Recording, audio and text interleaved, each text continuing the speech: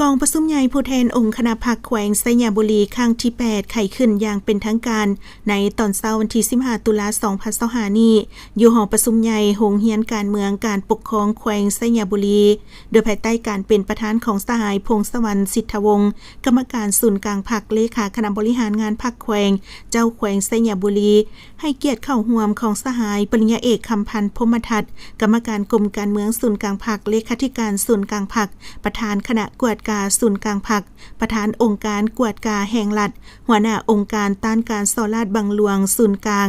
สหายปริญญาเอกนางสุนทรไสยจักรเลขาธิการศูนย์กลางพรรครองประธานสภาแห่งชาติมีบรรดาสหายต่างหน้าคณะจัดตั้งศูนย์กลางพรรคมีรองเลขาพรรคแขวงคณะประจำพรรคแขวงกรรมการพรรคแขวงพนักงานปฏิบัติอาวุโสบำนาญนักรบแข่งขันวิลสนแห่งชาติบรรดาสหายการนำผู้ต่างหน้าจากแผนกการอ้อมข้างแขวงเมือง11เมืองกองบัญชาการทหารแขวงกองบัญชาการป้องกันความสงบแขวงและบรรดาสหายผู้แทนสมบุญ325สหายที่เป็นตัวแทนให้สมาชิกพรรค 2910 สหายเข้าร่วม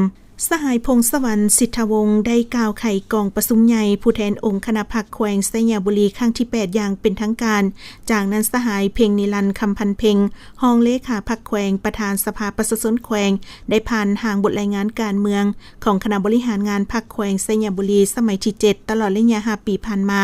คณะบริหารงานพรรคแขวงพร้อมกับประชาชนบรรดาเผ่าในทั่วแขวงได้เอาใจใส่ตั้งหน้าเสริมขยายมูลเสื้อความสามัคคีเป็นเอกภาพบุกบืนก้าวขึ้นเสริมสู่น้ำใจหักชาติหักระบบใหม่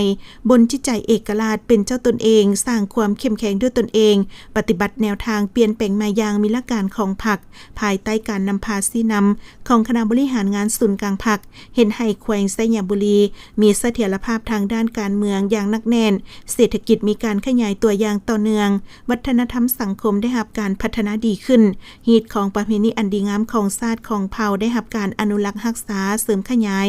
สังคมมีความสงบเป็นระเบียบเรียบร้อยหากฐานพรรคแต่ละขั้นได้รับการปรับปรุงประกอบส่วนอย่างตั้งหน้าเข้าในการปรับปรุงระบบการเมืองประชาธิปไตยประชาชนอยู่หากฐานมีความเข้มแข็งสามารถนำพาประชาชนบรรดาเผ่าจัดตั้งปฏิบัติ2หน้าที่ยุทธศาสตร์ปกปักรักษาและสร้างสาพัฒนาประเทศชาติแก้ไขความทุกข์ยากของประชาชนเห็นให้ครอบครัวทุกยากหลุดลงเทื่อละก้าว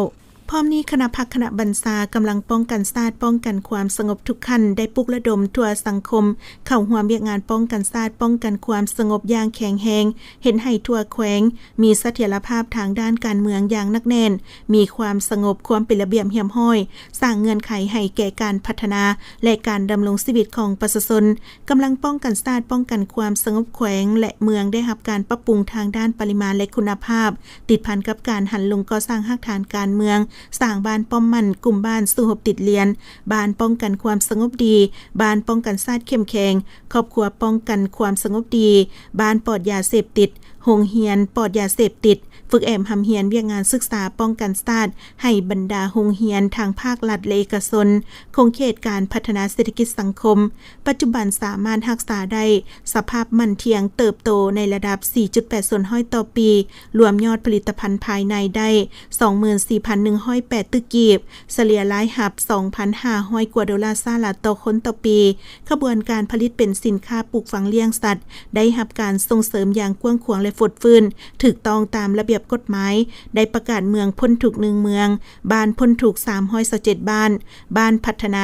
175บ้านครอบครัวพ้นถูก 58,434 ครอบครัวประกาศบ้านใหญ่เป็นตัวเมืองน้อยในชนบท1บ้านกองประชุมได้ค้นคว้าลงลึกตีราคาบรรดาจุดดีจุดอ่อนข้อคงข้างสาเหตุและบทเรียนที่ถอดถอนได้และจะได้หับห้องเอาทิศทางแผนพัฒนาเศรษฐกิจสังคม5ปี2025หา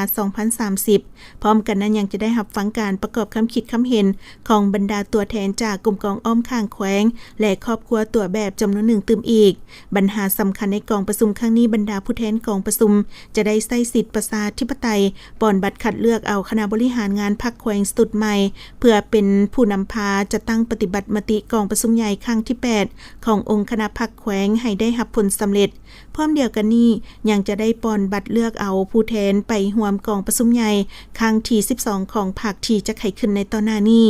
กองประชุมใหญ่ครั้งนี้จะได้รับฟังการอบรมจากสหายปริญญาเอกคำพันธ์พรหมทัศน์ที่ได้ต่างหน้ากรมการเมืองศูนย์กลางพรรคเพื่อเป็นเข็มซีทิศในการจะตั้งปฏิบัติเฮ็ดสำเร็จหน้าที่การเมืองที่ชาติและประชาชนมอบหมายให้ก็คือภารกิจปกปักรักษาและสร้างสาพัฒนาแขวงไชยบุรีให้นักแน่นเข้มแข็งทางด้านปริมาณและคุณภาพรักษาได้ความสงบปลอดภัยในทั่วปวงชนแขวงไชยบุรีให้ได้ห้อยสุนห้อย